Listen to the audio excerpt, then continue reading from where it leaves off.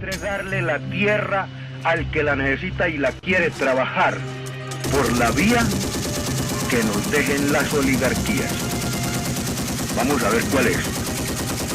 Si es la vía política o es la otra.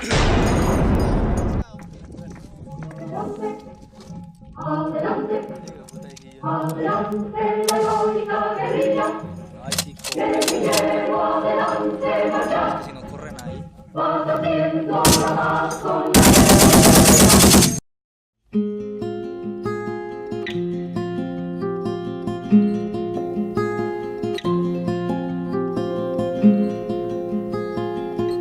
Eu morava numa região que chama Sílvia, é um povoadinho, no departamento del Cauca. Era na Cordilheira Ocidental. Os meus pais trabalhavam, eles sempre trabalharam com direitos humanos. Então, especificamente, a gente foi para essa região porque meu pai, ele também trabalhava com direitos humanos e com desastres ambientais. Então, aconteceu um terremoto numa zona indígena, lá pertinho do povoado, e a raiz disso, a gente foi, toda a família foi para lá. A priori para ficar ali acompanhando o desastre, reerguer a comunidade e tal.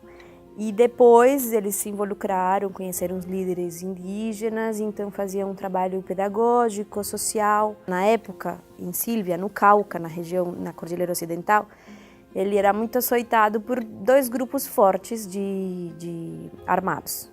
As Farc, que todo mundo conhece, e os paramilitares. Então são duas facções. Uma é os guerrilheiros e outras são formadas por gente, os latifundiários, tipo os senhores do café aqui, tipo, né, os que dominam as terras hoje em dia, inclusive no Brasil. Então, meus pais se involucraram com esse trabalho, lá com os indígenas, também para resgatar essa consciência de que o povo tem que fazer valer o seu território, através da educação, através da arte, dando ferramentas. E aí foram perdendo primeiro, espaço de conquista, vamos dizer assim, esses dois grupos armados, e segundo, reclutas, né? Porque os indígenas eram recrutados para sempre algum dos bandos. Então, acho que isso criou um desconforto. Ninguém gosta de um trabalho assim, né? As Farc meio que houve uma mesa branca, que se diz que é uma negociação, levam você lá para o meio, com os líderes para conversar. E eles disseram que iriam respeitar o trabalho humanitário que meus pais e o grupo de pessoas fazia. E de fato parece que aconteceu. Não estou dizendo que as Farc seja boa por isso.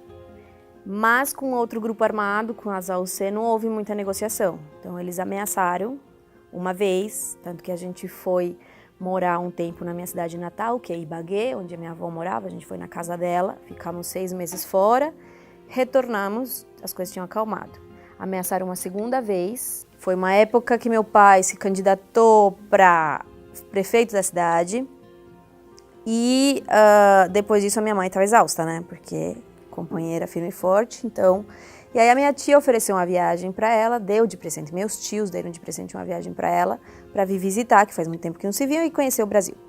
Nesse período que a minha mãe estava aqui, ameaçaram meu pai por terceira vez, e aí sim foi um pouco tenso, porque minha mãe não estava, meu pai pegou e saiu com a gente com o carro, e a gente ficou um tempo de cidade em cidade, ficando, sei lá, uma semana na casa de um amigo, uma semana na casa do tio, uma semana na casa de outro amigo, em estados diferentes. Meu pai chegou, conversou com a gente e falou, olha, tua mãe não vai vir, que país vocês preferem, Equador ou Brasil? A gente falou assim, aqui, né? Equador, Brasil não, a gente prefere aqui, Colômbia.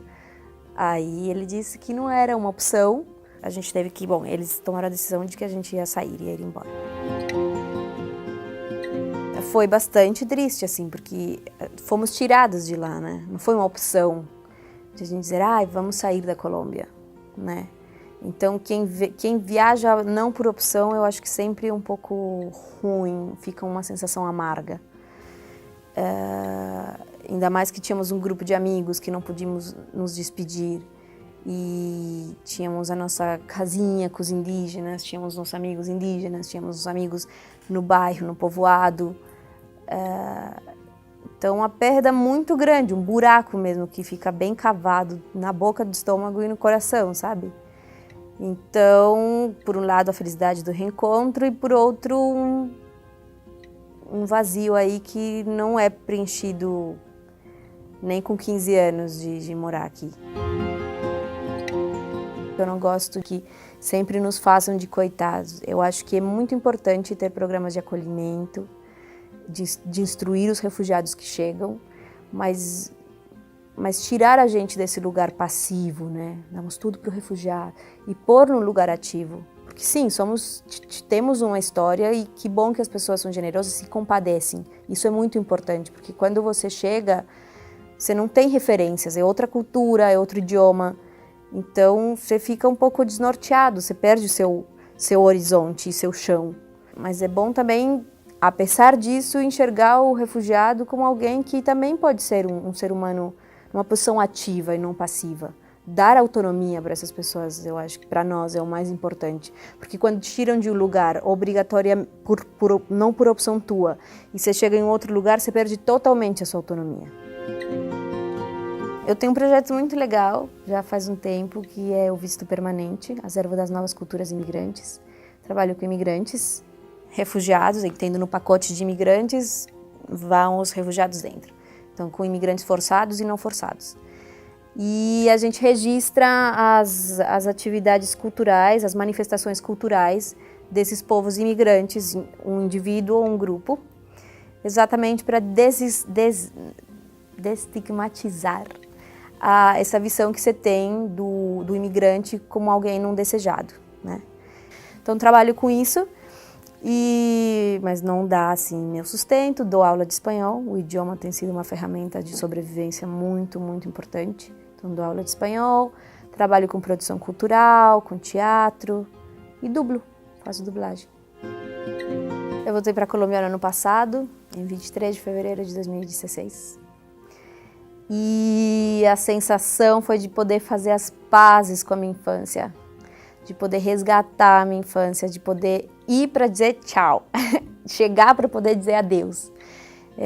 A sensação foi de fechar um ciclo que tinha ficado aberto por muitos, muitos anos, de talvez cicatrizar algumas feridas e de redescobrir uma Colômbia. Foi lindo, foi maravilhoso.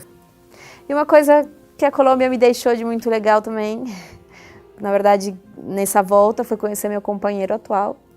Ele é argentino, mas eu conheci ele na Colômbia. E que agora engendramos uma vida, que está chegando aí super trifronteiriça, né? Vai ser brasileira, mas mãe colombiana e pai argentino. Então isso também a Colômbia trouxe, essa viagem para a Colômbia trouxe isso, que é incrível, muito mágico esse encontro.